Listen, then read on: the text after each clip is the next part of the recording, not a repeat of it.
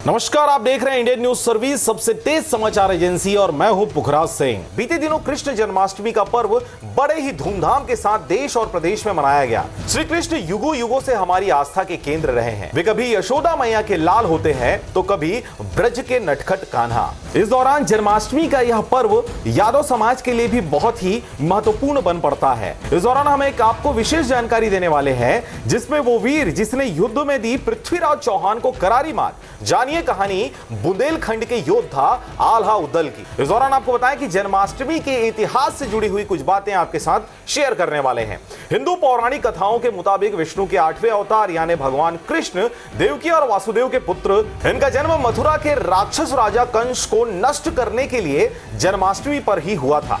कंस देवकी का भाई था। राक्षस राजा ने अपनी बहन और उसके पति को पकड़ लिया था और उन्हें जेल में डाल दिया था ताकि उनके वधकर्ता की हत्या की जा सके, लेकिन ऐसा नहीं हुआ। देवकी के 7वें बच्चे बलराम के जन्म के समय भ्रूण रहस्यमय तरीके से देवकी के गर्भ से राजकुमारी रोहिणी के गर्भ में स्थानांतरित हो गया।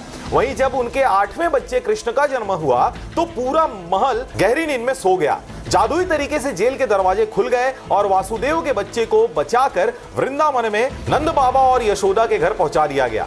आदान प्रदान करने के बाद वासुदेव एक बच्ची के साथ महल में लौट गए और उन्हें कंस को सौंप दिया।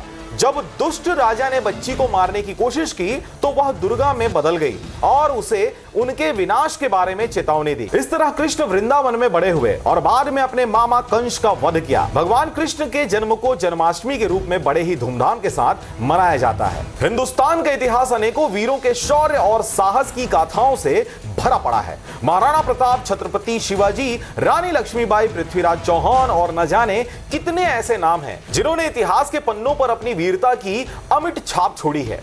इन सबके बारे में देश का बच्चा बच्चा जानता है, लेकिन आज एक ऐसे दो वीर योद्धाओं की अद्भुत कहानी आपको बताने जा रहे हैं जिनकी वीरता का कोई सानी नहीं रहा, लेकिन इतिहास के पन्नों में उन्हें वो स्थान हासिल ना हो सका जो दूसरों को हुआ। बात कर रहे हैं हम बुंदेलखंड की मिट्टी में पैदा हुए दो भाइयों आल्हा और उदल की। तभी तो कहा गया है, अरे बड़े लड़ैया मोहबा वाले जिसकी मार सही न जाए, एक को मार दी मर जाए, तीसरा खौफ खाए मर जाए, अरे मरे के नीचे जिंदा लोग ऊपर लोथ लई लटकाए। 12वीं सदी में बुंदेलखंड के महोबा के दशरथपुरवा गांव में जन्मे ये दोनों भाई बचपन से ही शास्त्रों के ज्ञान और युद्ध कौशल में निपुण होने लगे थे। इन दोनों भाइयों के पराक्रम को देखते हुए इन्हें युधिष्ठिर और भीम का अवतार भी कहा जाता था। आल्हा और उदल भाइयों की वीर गाथा आज भी बुंदेलखंड में गाई जाती है और इसमें दोनों की दशराज और दिबला के पुत्र बताया जाता है। दशराज चंदेल वंशी राजा परमल के सेनापति थे। इस दौरान आपको बताएं कि मां दुर्गा के भक्त थे आल्हा और उदल। आल्हा मां दुर्गा के परम भक्त थे और कहा जाता है कि उन्हें मां की तरफ से पराक्रम और अमरता का वर मिला था। आल्हा और उदल दोनों भाइयों में बहुत ज्यादा स्नेह था और अगर एक भाई का मुसीबत आती तो दूसरा उसके सामने चट्टान बनकर खड़े हो जाता था। कवि जागनी की कविता आल्हा खंड में इन दोनों भाइयों की लड़ी गई 52 लड़ाइयों का वर्णन किया गया है। आल्हा ने पृथ्वीराज चौहान को दिया था जीवन दान। जी हां, आपको बताएं कि आल्हा और उदल दोनों का अंतिम युद्ध दिल्ली के शासक रहे पृथ्वीराज चौहान के साथ हुआ था। 11वीं सदी में बुंदेलखंड विजय का सपना लेकर पृथ्वीराज चौहान ने चंदेल शासक पर हमला किया था। उस वक्त चंदेलों की राजधानी महोबा थी।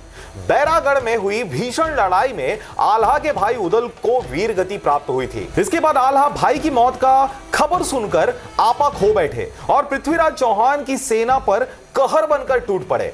करीब 1 घंटे के भीषण युद्ध के बाद पृथ्वीराज चौहान और आल्हा रण में एक दूसरे के सामने आ गए। आल्हा ने भीषण लड़ाई में पृथ्वीराज चौहान को हरा दिया। पृथ्वीराज चौहान और आल्हा उदल के बीच बहुत ही घमासान युद्ध होता है, जिसमें पृथ्वीराज चौहान की हार होती है और वह सेना लेकर भाग जाता है। हालांकि कहा जाता है कि अपने गुरु गोरखनाथ के आदेश पर आल्हा ने पृथ्वीराज चौहान को जीवन दान दे दिया था।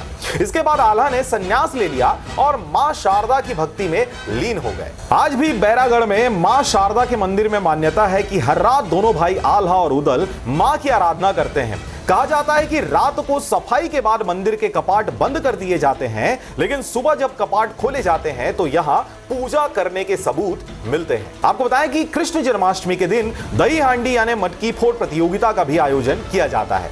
जन्माष्टमी के दिन देश में अनेक जगह दही हांडी प्रतियोगिता का आयोजन किया जाता है।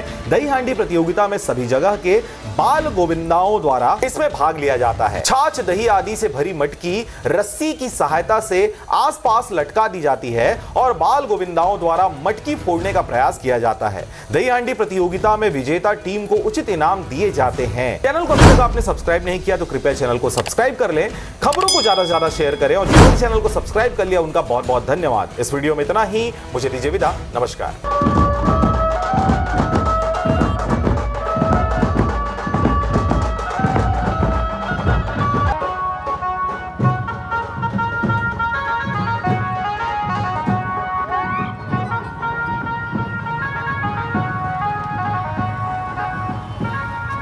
देखो ये गरीबी